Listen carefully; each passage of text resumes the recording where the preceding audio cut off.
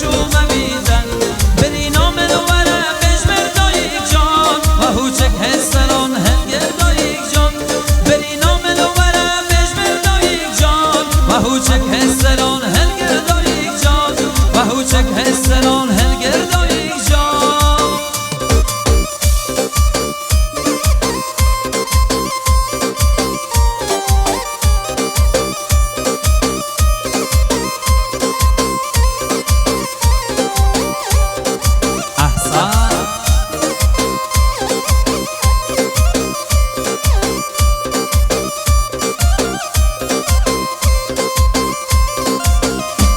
قمک بیبایه و شمایه ناره لال یک بینو دل مال یک سماره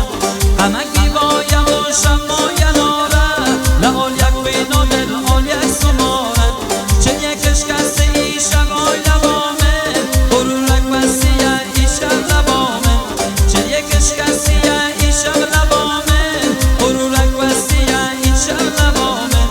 بری نام دواره بجمر دایک جان و هوچک هستران هرگر دایک جان بری نام دواره بجمر دایک جان و هوچک هستران هرگر دایک جان و هوچک هستران هرگر دایک جان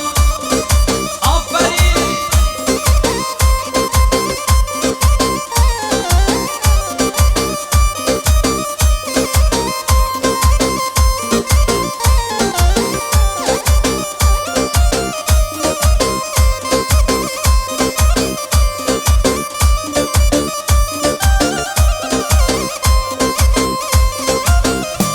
چرا که برخط مجبور دایی بچند خواستم با منظور دایی